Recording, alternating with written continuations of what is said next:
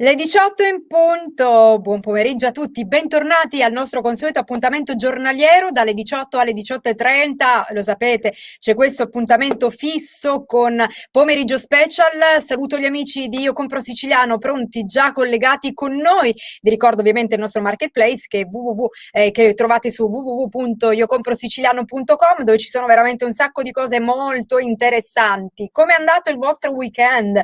Abbiamo inaugurato una nuova settimana, siamo ovviamente pronti per affrontare questo nostro viaggio, un nuovo mese, la primavera ormai è alle porte, e a proposito di primavera arriva il sole. Il mio compagno d'avventura Mariano Carbonetti, il nostro chef, lo chef degli chef, che dovrebbe essere pronto per, Ciao, ecco. buonasera a tutti, buon inizio settimana. Cristina, non esageriamo, se no la gente comincia a criticarmi, comincia a dire lo chef degli chef. Vabbè, dai, vabbè, ci può fare, dai. Ok, Sì, andiamo. direi che ci può stare proprio. Carbonetti, buon lunedì, come è andato il weekend? Benissimo, ci siamo preparati, abbiamo passato queste belle giornate di sole, un po' di campagna, un po' di movimento, passeggiatina con il cane, dai, non ci lamentiamo, con Non ci una possiamo. cosa, dai. E non ci lamentiamo assolutamente. Allora, noi siamo pronti, come dicevo prima, per affrontare questo nostro viaggio. Il lunedì si parla di cucina con la cucina dei ricordi e ovviamente la scorsa settimana, Carbonetti, noi siamo partiti, no, con l'abbinamento che tanto ha avuto successo, tradizione, innovazione. Quindi anche Perfetto. oggi Anche avremo. noi faremo il prossimo giro delle 9 province giocando proprio su questo particolare argomento, perché la gente vuole conoscere, vuole sapere che differenza e chi è che segue ancora questo filone delle tradizioni e ovviamente chi piano piano inserisce delle pillole di innovazione, perché ricordiamoci, la nostra cucina che è grandissima, possiede circa 4.000 piatti codificati, ovviamente deve essere tenuta viva dai grandi ciceroni che rappresentano in questo caso i nostri grandi esponenti delle 9 province, ma allo stesso tempo settimanalmente introdurremo queste nuove immagini, queste nuove figure professionali che ci parleranno della loro visione della cucina tradizionale con un pizzico di innovazione, che è quello appunto che è importante. Esatto, quindi io direi di presentare subito i nostri due ciceroni di questo lunedì, cominciando dalla tradizione. Oggi diciamo che ci troviamo nella provincia di Agrigento, Perfetto, esatto noi faremo Mariano? una cosa importantissima oggi. Allora, intanto, come dicevi benissimo, ci troviamo nella millenaria provincia di Agrigento, che ha veramente avuto storia, ha avuto la possibilità di fare nascere piatti di incommensurabile grandezza. E proprio oggi, con i nostri due ospiti, ci soffermeremo su due cose importanti. Allora, uno che rappresenta la tradizione per antonomasia della cucina agrigentina, poi adesso tu dirai chi è, ci parlerà anche di una chicca, dell'isola Ferdinandea, l'isola che non c'è.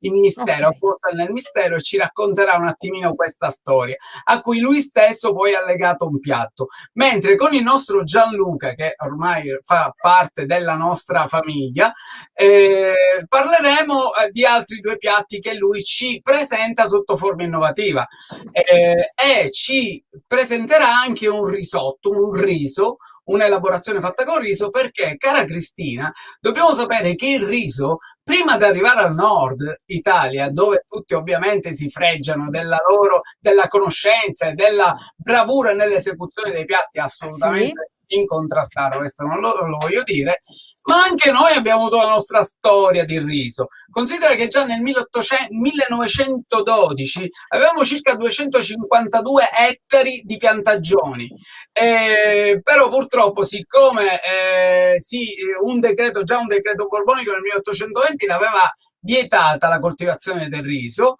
per motivi igienici, perché sviluppavano problematiche relative alla salute e quindi furono abolite e scomparve. Ma adesso i nostri amici, i nostri chef siciliani stanno andando prepotentemente alla ribalta, alla meno riscoperta dei male. nostri risi antichi e li stanno riproponendo. E uno di questi è il nostro grandissimo Gianluca. Adesso basta, non parlo più, lascio spazio per presentare i nostri ospiti. Allora, facciamo entrare subito i nostri due ospiti di oggi, cominciando dallo chef Giovanni Montemaggiore, chef pluripremiato dalla ricca carriera e dai prestigiosissimi riconoscimenti, presidente delegato adesso me lo dice lei, chef, perché ovviamente è impronunciabile, comunque bentornato, anzi benvenuto da noi, chef Lorenzo Montemaggiore, che ogni tanto io leggo. Buon pomeriggio. Salve, piacere a tutti e grazie di avermi invitato. Ok, presidente delegato dei discepoli praticamente in italiano, degli discepoli di Auguste Escoffier. Escoffier, perfetto. Soprannominato nel suo periodo il cuoco del re, il re dei cuochi, perché fece diventare grande la catena del Ritz, e il Ritz grazie a lui insomma ebbero un exploit, e siccome erano frequentate a parte i nobili anche i regnanti, e quindi qualcuno di questi regnanti, che non mi ricordo in questo momento chi fosse, lo soprannominò con questo appellativo. Ha avuto grandi meriti, quello di realizzare il menù. Il menù non esisteva, la carte, che adesso diciamo sempre in francese, era inesistente. La si è posto un problema. Io mi ammazzo la vita per produrre al meglio, con gusto, con fantasia, con tutto ciò che ci possa, l'anima che ci possa mettere in un cibo, però il commensale, se gli arriva a casaccio, non sa qual è la sequenza da seguire, mi metterà prima l'arrabbiato e poi risotto alla zucca possibilmente, e quindi mi sto nutrendo ma non sto gustando se invece comincio col delicato e poi a crescere, allora il discorso cambia. È vero. Chef Montemaggiore, sistemi un attimo il microfono, probabilmente va in conflitto con la divisa. Sì, la sentiamo un po' di fruscio comunque. E faccio entrare, con lei ci occuperemo di tradizione, faccio entrare lo chef con cui invece parleremo di innovazione. Si chiama Gianluca Interrante, cultore delle tradizioni enogastronomiche siciliane, nonché appassionato amante della sua terra. Ha affiancato maestri della cucina come Fulvio Pierangelini, Pietro Lehmann, Eric Ripert e Tom Kitchen. Benvenuto, chef Interrante. Buonasera a tutti, è un piacere essere qui con voi. Ciao Mariano, ciao Giovanni. Come vedete, con Giovanni abbiamo le giacche abbinate. Vedo. Sono le giacche della nostra associazione di Cibo de Auguste Escoffier. Ok, tradizione e innovazione possono andare d'accordo, vanno sicuramente d'accordo. Allora Carbonetti, cominciamo? Certo, allora intanto io inizierei con il nostro grande maestro Giovanni Lorenzo Montemaggiore, da cui veramente dobbiamo apprendere tanto, perché ha avuto ovviamente un passato professionale e tuttora ha un presente ovviamente professionale che dà la possibilità di tramandare, quindi attraverso le conoscenze e la cultura, direi, dello chef Montemaggiore, parleremo della tradizione e in maniera particolare ci soffermeremo anche sulla presenza di questo, chiamiamolo l'isola che non c'è. È una fiaba reale in un certo senso. Ci puoi raccontare qualcosa? Volevo fare un inciso sulla tradizione. Se non conosci la tradizione non puoi creare l'evoluzione, perché dai padri nascono i figli. Montemaggiore, la interrompo, abbiamo difficoltà con l'audio. Dovresti tenere il microfono così. Dovresti tenere fermo il microfono così. Va bene adesso? Dico, i figli nascono dai padri, quindi se non c'è una storia, ma anche la storia in generale ci insegna quale possa essere il nostro futuro e tutto. Come dice poi Gualtiero Marchese, disse che la cucina è chimica, sta al cuoco farla diventare arte, quindi queste alchimie che si vengono a comporre nel piatto dipende dalla conoscenza che abbiamo e da tutto ciò che abbiamo, che riscontriamo momento per momento, e ecco che riusciamo a fare anche un'evoluzione, ma l'evoluzione ce la indica anche la scienza della gastronomia, le scienze alimentari, che ci hanno fatto capire che certi accorgimenti, certi lavori che facevamo prima possono essere dannosi per la nostra salute. Ecco, l'evoluzione non solo nel gusto, ma anche nel preparare determinate cose. Tostare troppo un grasso con la farina diventa cancerogeno. Bruciare, andare in combustione, far assorbire il cibo troppo combusto, evidentemente ci fa danno. E quindi bisogna, siccome il cuoco è diventato anche un medico per certi versi, con tutte le intolleranze che ci sono, e la celiachia, il lobo lattico e tutte le cose che purtroppo l'uomo Vi faccio un esempio e poi continuo. Al ristorante dove facevo da consulente è arrivata una signora in un banchetto e mi dice: io sono celiaca, sono intollerante ai latticini, sono intollerante al nichel, sono intollerante a tutto. Ci si mangia a casa e poi viene, che devo dire? Meno male, no, perché era intollerante pure all'acciaio e all'alluminio. Meno male che al ristorante c'era un tegame. Giovanni, perdonami, Giovanni, continuiamo a non sentirti assolutamente bene. Dovresti vedere se l'attacco del jack dove hai messo lo finotto magari è messo male.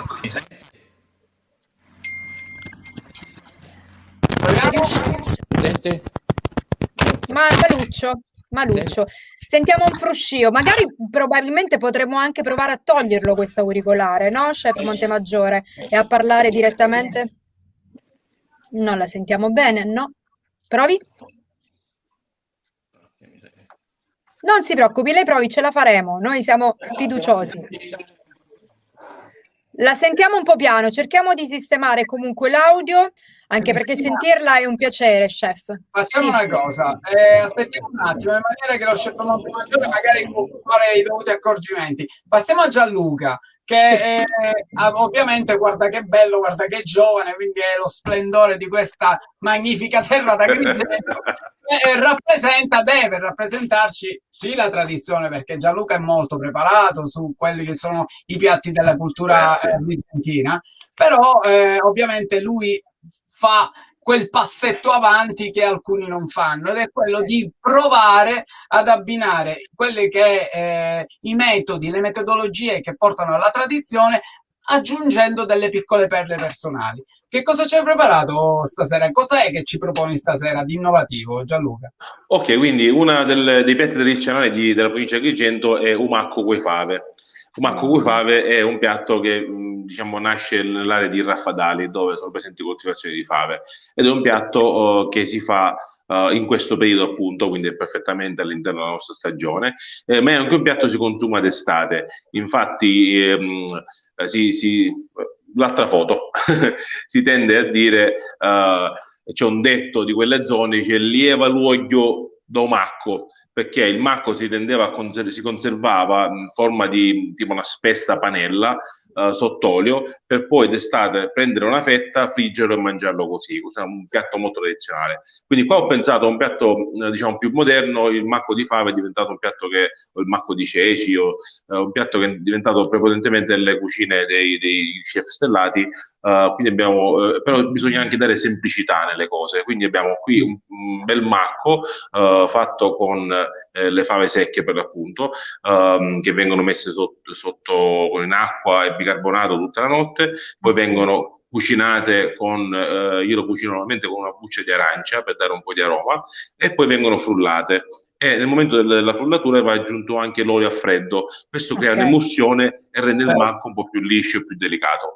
Poi sopra cosa ho messo? La ricotta, che in questo periodo è la migliore che si può trovare, perché abbiamo appunto la frescura, abbiamo l'acqua, c'è l'erba, quindi le pecore mangiano bene. Dei pomodorini che ho fatto quest'estate, ho conservato sott'olio, diciamo nel termine moderno si dicono pomodori confit, con grasso, quindi cotti in olio a bassa temperatura, CBT, perché oggi si usano questi termini così strani, si parla in codice.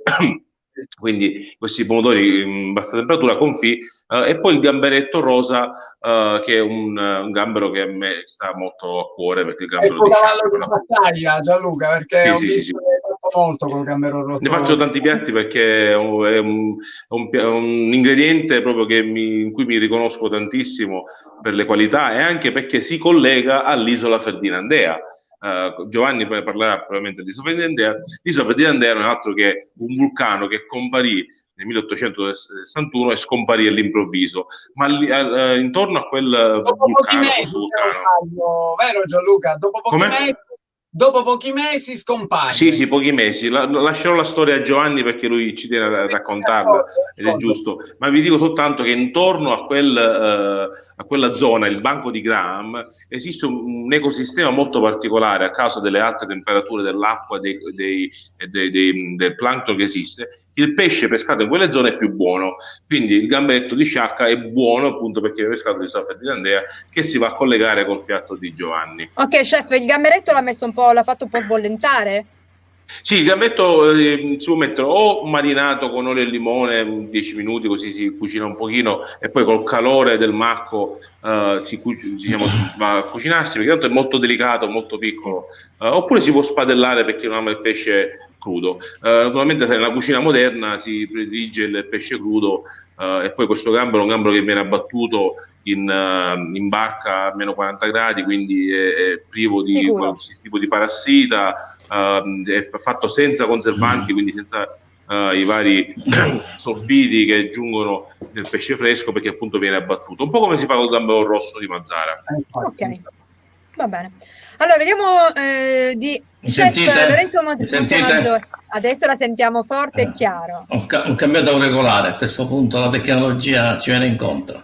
Ecco, allora quindi chef, noi stavamo parlando con lo chef Gianluca Interrante di questa isola che non c'è, no? Allora brevemente, nel 1831 quest'isola, così un po' un tappo di spumante, esce fuori dall'acqua e fa sbuffi e tumulti vari, una specie di piccolo tsunami, perché pensate bene, questo scoglio che salta fuori così.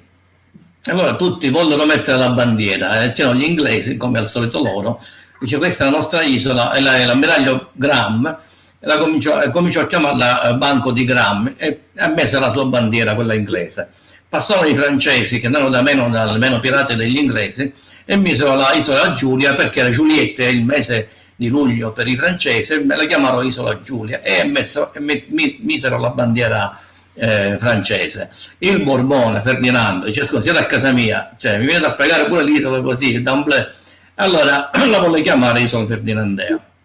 Dopo 6 mesi l'isola, così come una persona quasi educata, pensò, dice adesso non faccio litigare più nessuno, dopo 6 mesi se n'è ricalata. Comunque si vede ancora, perché a 7-8 metri dal pelo dell'acqua e ha la caratteristica di essere, quando c'è il mare calmo si vede, insomma. I marinai praticamente si vantano quando prendono il miglior pesce, perché siccome ci sono molti anfratti, quindi si rischiano anche di rompere le reti, e di andarlo a pescare o bombolo, perché ha la forma così del bombolo, che era il contenitore dei nostri contadini di Aragotta, dove mettevano l'acqua, i liquidi, l'olio, altre cose. Quindi non dice o pigliavo bombolo, per dire che era di qualità, le triglie con i baffi già da mezzo chilo, per esempio, pensate, le aragoste, le sogliole, i gamberetti, come diceva Gianluca, tutto il pesce più pregiato viene pescato lì. E io anni fa abbiamo fatto nascere un'associazione nel 96 chiamata appunto Associazione Enogastronomica Isola Ferdinandea, perché pensammo che l'isola per i marinai di Sciacca sta come il cuoco per il ristorante, cioè, ma non si vede, però è importante, non può esistere un ristorante senza un cuoco, non può esistere un pesce di qualità senza che tu lo vada a pescare all'isola Ferdinandea, e quindi nacque da questa similitudine e venne fuori sta cosa. Ecco, in virtù di ciò, quando creiamo l'associazione, mi venne fuori l'idea di riproporre sul piatto quello che poteva essere questo bummolo, praticamente. Lo si può fare con qualsiasi pasta, la pasta fresca, le busiate sono eccellenti, però non ti dà la forma, evidentemente, non la puoi arrotolare come succede con le linguine, con lo spaghetto, e dargli la forma così del piccolo vulcano. Vediamo la foto di questo piatto, Paolo dalla regia, se ce la mostra. Sì, perché è veramente un piatto molto, molto bello, sia da vedere che immagino anche da mangiare. L'abbiamo messo su online, ci sono non so quante visualizzazioni per questo piatto. Bellissimo, ce lo spiega, chef? Sì, lì praticamente quello che vedete sotto, il parterre, praticamente è la nostra mudica torrata, no? Che simula i lapilli del vulcano che risiedono alla base. Il vulcano in pratica esiste ancora, e da ricerche che hanno fatto archeologi marini e ricercatori marini hanno scoperto che c'è un banco vulcanico più grande dell'Etna, quindi non si vede perché è coperto dall'acqua, ma c'è, ogni tanto da qualche segnale arriva qualche po' di pomice, perché è normale che così sia. Addirittura dico, mi sono documentato, ho visto delle cose belle sull'isola Ferdinandea, è proprio piccola, perché hanno potuto capire un attimino che la circonferenza era circa 4 chilometri. Sì, sì, circa 500 metri quadrati, una cosa del genere, lunghezza dell'area, un anello praticamente, un anello che venne fuori. No, no, era abbastanza estesa, io me la sono spiegata per me così empiricamente, ma poi ho avuto conferma da alcuni scienziati vulcanologi che l'isola la teneva in piedi quasi quasi il magma, ma più denso, poi infatti a 6 mesi stiede, e a gennaio se n'è ricalata giù. Io ci faccio la poesia dicendo che è stata educata e non ha voluto far litigare nessuno, Certo. ma si è collassata su se stesso perché raffreddando il magma evidentemente ha fatto effetto lasagna, si è collassata su se stessa ed è rimasta lì raffreddata, dando... Dimmi. Perdonami se ti interrompo, ma lo sai, purtroppo il tempo non è tanto. Mi piacerebbe che mi parlassi anche invece dell'altro piatto che hai proposto, è un dolce, la salviata. La salviata. Allora, anni fa, sempre con l'isola Ferdinandea, almeno una ventina d'anni fa quasi, abbiamo fatto una ricerca, si chiama Sciacca, c'è il canonico Ciaccio, che descrisse 160 rotti anni fa cosa si mangiava a Sciacca in quel periodo. Diciamo poca differenza fra quello che già si conosceva, ma ci stimolò la curiosità il fatto di aver scoperto la salviata, che molte nonne che dovrebbero detenere questa memoria, purtroppo molti nemmeno se lo ricordano. Qualcuno ha qualche reminiscenza, mi dice sì, mia nonna la salviata, perché a Sciacca a volte vengono un po' lisciate non è come noi palermitani che la R la ricarchiamo, no, loro la tolgono, e quindi praticamente è a base di ricotta, midollo di pangrattato, uova, ricotta, l'ho già detto, cannella, delle mandorle tostate schiacciate, della buccia di limone e un po' di zucchero, o miele. E poi vengono fatte delle uova, ma dipende dalla proporzione, metto qualche uovo intero e 2 rossi, si fanno a chianelle, o si possono fare anche a crocchettine come le ho fatte lì io, per esempio, con le mani se ci riesci, e li friggi in olio d'oliva. Okay. Poi presuppongo che anticamente poteva essere fritta nella sugna come tutti i dolci siciliani, come i cannoli, come tutto il resto, come la carne panata. Io lo dico sempre che anticamente alla palermitana andrebbe fatta nella sugna, non nell'olio d'oliva, per esempio. Giovanni, sei come sempre bravissimo, però una domanda te la voglio fare. Certo. Ma qual è il tuo piatto dei ricordi, il tuo proprio personale, quello che ti ricollega al passato quando eri bambino? Ma guarda, mia nonna faceva spesso il pane cotto. Anche se avevamo il pane fresco, lo faceva indurre apposta per fare il pane cotto. E quindi, voglio dire, la pasta con le sarde, perché per me è quella con lo zafferano, le altre sono tutte, sì, a base di sarde, ma non li possiamo chiamare, secondo me, pasta con i sarde, per come, anche se poi qualcuno ribattezzò la pasta alla milanese. La sapete la pasta alla milanese? Praticamente dicono, una delle leggende vorrebbe essere. Siccome in Sicilia avevamo i baghi da seta, ma non avevamo chi avesse il know-how della conoscenza di come tessere la seta. Allora vennero i Lombardi, nella fattispecie milanese per eccellenza, e infatti a Enna c'è il castello di Lombardia. Penso, anche perché ne parlò tempo fa il professore Correnti, che tu conoscerai, buonanima, ha scritto pure il libro e tutto, ci raccontava questa cosa e credo che possa essere attendibile. Arrivato il pomodoro dalle Americhe, vollero mettere il pomodoro anche nella pasta con le sarde, ed ecco che adesso abbiamo la pasta alla milanese, perché altrimenti non avrebbe senso chiamare il nostro piatto, diciamo la bandiera, si può dire, della nostra sicilianità, col pomodoro. E quindi la pasta alla milanese era quella perché i milanesi volevano mettere il pomodoro. Il pomodoro che arrivò dalle Americhe dopo fino all'800, si può dire che il pomodoro primi 800 non era conosciuto nella gastronomia. Tutto ciò che adesso conosciamo il pomodoro. Dimmi. No, sì, finisca il concetto. No, è questo più o meno, questo era quello, il piatto del ricordo. Poi la pasta con i bocco arreperati, voglio dire, non ci sono i melanzani ammuttonati, quelli con l'aglio, la menta, il caciocavallo che mio nonno cucina. Mio nonno era ferroviere e cucinava lui. Quindi un po' di tutto, diciamo. Non solo uno, ma più piatti dei ricordi. Bella ma come diceva Mariano, non finisce mai la cucina siciliana. È stata riconosciuta bene, bene dell'umanità, non materiale, evidentemente, perché è la più varia, la più colorata, la più gustosa. Come la gastronomia, anche la pasticceria, quindi non è una cosa così. ovviamente siete amici nel lavoro, siete amici con Gianluca, ma ti voglio Gianluca è il tesoriere, io sono il presidente, quindi figurati se possiamo andare in disaccordo. Una domanda che magari ti potrebbe mettere in contrasto, ma che cosa ne pensi tu di sti ragazzi che cercano di proporre piatti legati alla tradizione e invece un attimino si allontanano da quella che è il piatto tradizionale? Ma ti sei data la risposta tu stesso, perché non è che dice, io non penso che tu sia molto d'accordo. Masterchef è il peggio del peggio, no? Quindi uno che si improvvisa, che fa l'avvocato magari o vende pesci, possibilmente va da Masterchef, vince per avventura e fa un piatto e poi magari lo chiamano tutti i media per poter... poi io gli chiedo, l'anno scorso abbiamo avuto qua a Mandra Rossa un ragazzo e una ragazza, ci sono tu dove lavori? Dice no, io non lavoro proprio, faccio palestra, c'è tutto meno che cucinare. Ed era lì che era diciamo l'oggetto del desiderio, per così dire, del momento, e tutti lì prendevano le sue labbra, esperienza zero, avrà fatto che un piatto quale, sono rimasto.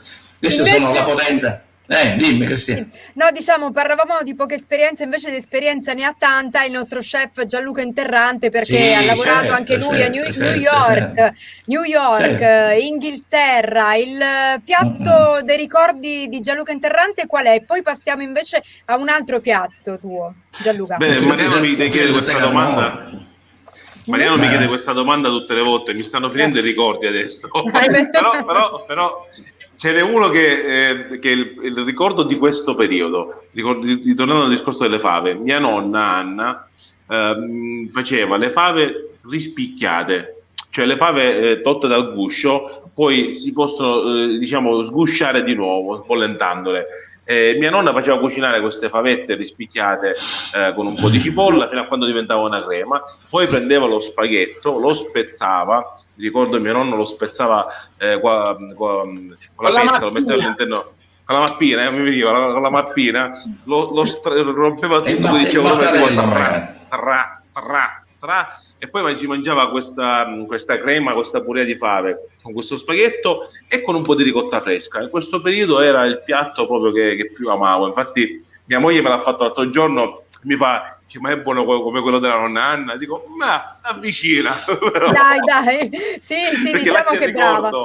Là c'è il ricordo, e quando una cosa si lega al ricordo non lo togli più.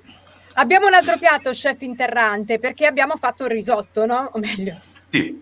Allora, andiamolo a spiegare, Okay, anche perché abbiamo pochi minuti. Vai. Sì, risottino, per dirla brevemente, come diceva Mariano, in Sicilia, specialmente qui a Ribera, nella Valle del Verdura, che era abbondante di acqua, esistevano le risaie fino al 1866. Furono gli stessi riberesi con delle petizioni a voler togliere queste risaie, perché le risaie portavano la malaria.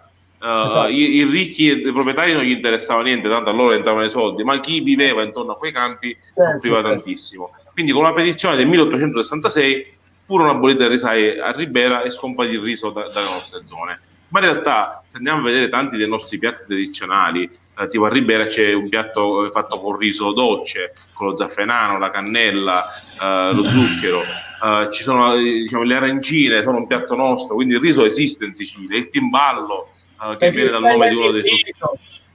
Sì, dico, ci sono tantissimi piatti con riso, quindi il riso è siciliano. Poi i piemontesi ce l'hanno rubato, bravi loro. Comunque, tornando al nostro piatto, questo è un po' un piatto da tradizione visto in chiave moderna con un risotto, cioè la pasta con i broccoli rivinati, che noi qua a Sciacca chiamiamo, in Sicilia, questa provincia, chiamiamo pasta incasciata.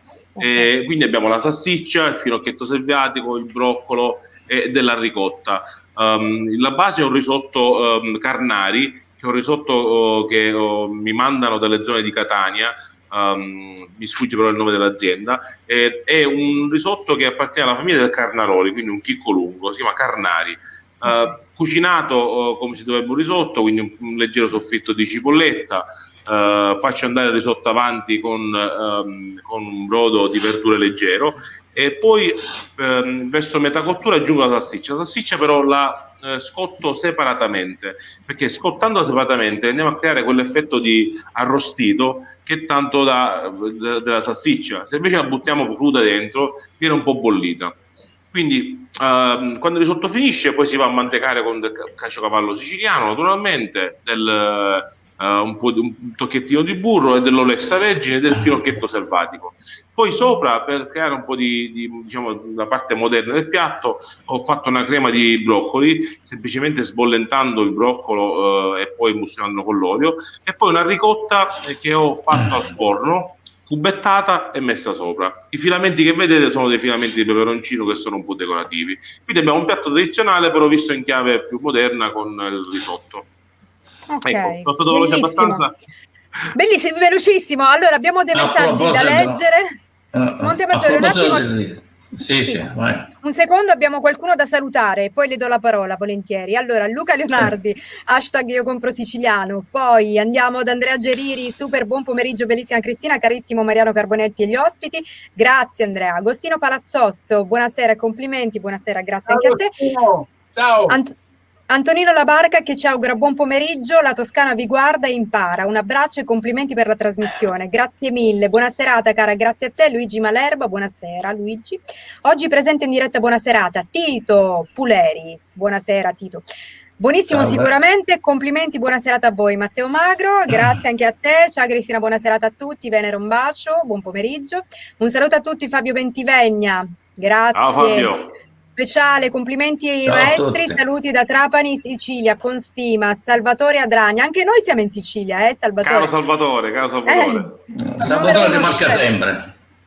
Numero 1 chef Matteo Mondello, buon pomeriggio, buonasera a tutti, complimenti, scrive Marzia Russo, buonasera. Allora, tantissimi, anche oggi, quindi Lorenzo Montemaggiore, il nostro Giovanni Lorenzo Montemaggiore, chef, cosa stava dicendo prima? Stavo dicendo che il riso in Italia arriva a tenaglia, da noi nel 1100-1200 con gli arabi che lo portavano all'Indocina, e Marco Polo lo portò sempre quasi in quel periodo dal suo viaggio in Cina, e portò anche gli spaghetti, il riso. Molti gli danno il merito degli spaghetti, ma è relativo, perché già 2000 anni fa Picio, Cicerone, Lucullus parlavano che in Sicilia, a Santa Flavia, si produceva un impasto di grano duro, un po' di sale e acqua, chiamato buseatus, come anche la cassata, era il caseatus che già facevano al periodo romano. Quindi tutto è stato inventato già almeno 2000 anni fa, come la prima scuola di cucina in Sicilia. Come, quindi già parliamo di più di 2000 anni fa, si parlava, e ci fu chi scrisse di cucina, un certo Miteco Siculo, era cuoco e scrittore di cucina, poi un certo Labrico, nella zona che solo di Gela continuava a scrivere queste cose, e mi ricordo di questi tre, ma credo o Miteco o Labrico, cominciò a farsi pagare per fare lezioni di cucina siciliana, perché anticamente, sempre 2000 anni fa circa, dicevano: se vuoi essere qualcuno devi avere sicula mensa et sicula cocorum, se non hai il cuoco sicolo e il cibo siciliano, un continente, perché non hai, diciamo, il meglio che si possa avere in natura. Lo abbiamo sempre avuto. Poi addirittura noi cuochi siciliani andavamo in Grecia a fare lezioni di cucina. Certo. Per esempio, noi abbiamo la pasta, sì, infatti mi Miteco andava un po' in tutto il mondo conosciuto in quel periodo. Noi abbiamo la pasta con i denarumi. I siciliani furono denominati mangiatori di foglie, perché le foglie si le mangiava il contadino e le zucche li vendeva, anche se poi ci facciamo la zuccata. Ed è un retaggio di almeno 3000 anni fa della Mesopotamia. Quindi abbiamo portato, riportato, abbiamo anche esportato. C'è stato un grande pasticcere palermitano, catanese di impianto, ma poi è diventato toscano e francese di conseguenza, alla corte di Catena dei Medici, famoso pasticcere gelatiere, che portò lo ciabatte, il sorbetto e quindi il gelato alla corte di Catena dei Medici, e lei se lo volle portare poi in Francia. Ancora adesso a Parigi, penso è rimasto il nome, non credo ci siano ancora i parenti, c'è il caffè Procop, che è l'antesignano del nostro Procopio dei Coltelli, e praticamente fa autore e quindi deve essere così bravo, perché allora c'erano i valori che lavoravano la neve, dice, perché il gelato come lo facevano?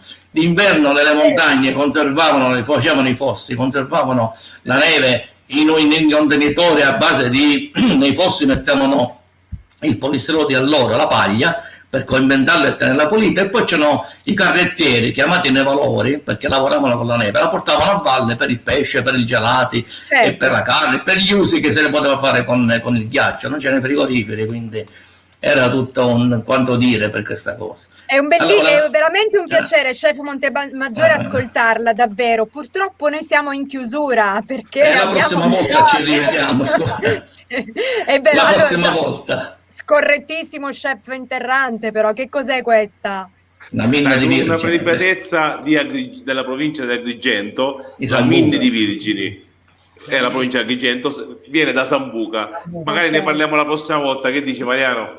Volentieri. Sì, purtroppo questi 30 minuti ci scappano. Sono troppo pochi, troppo pochi. Con un maestro, con dei maestri come voi, ovviamente come si fa a non ascoltare? È vero. Ma guarda che ognuno di noi impara e insegna agli altri, non c'è un maestro in particolare. Comunque grazie davvero. Allora, intanto lo chef Gianluca Interranti a questo punto mangerà la faccia nostra. Noi speriamo che ci passi a trovare la prossima volta, come speriamo che Alla torni a vostra salute, trovarci. alla vostra salute. Grazie. Speriamo che torni a trovarci presto anche Giovanni Lorenzo Montemaggiore con le sue Certo. perle, non solo culinarie, ma anche di I saggezze discorsi storiche. sono... Se uno conosce il cibo, conosce anche la storia. Se conosce la Grazie. storia, capisce che certe cose quando sono arrivate e prima non c'erano. Bravo, bravo. Vero. Grazie mille per essere stati con noi. Buon inizio settimana e buona settimana ai nostri due grandi chef. Chiudiamo allora, Altrettanto Carbonetti. buone. Grazie Ciao, mille. ciao, Grazie. arrivederci, alla prossima. Arrivederci, buonasera. Arrivederci. Allora, Ecco. Mariano Carbonetti. Hai visto, è finita anche questa giornata del lunedì, scappa via perché con questa gente che ti porto, che è sempre bella attiva, che sa parlare, che sa raccontare, ovviamente il tempo sfugge, vabbè. E quindi non vero. ci resta che salutarci e vederci la prossima lunedì. Ok, Cristina? Grazie Mariano, ancora complimenti per il tuo quiz, quindi ricordiamo che c'è sempre il quiz di Carbonetti sul gruppo Io Compro Siciliano. Domani alle 10. Cristina, ieri abbiamo raggiunto quota 900, quindi andiamo bene, dai. Vai. Ciao, grazie Cristina. Ciao Mariano. Grazie a te, a lunedì. Allora siamo arrivati al termine del nostro appuntamento, come sempre siamo andati oltre, quindi chiudo subito, ci vediamo domani con nutrizione e benessere. Grazie a Paolo Gatto e regia, a Marzia e redazione, continuate a seguire Compro Siciliano. Un bacio, pomeriggio special, ritorno domani, ciao.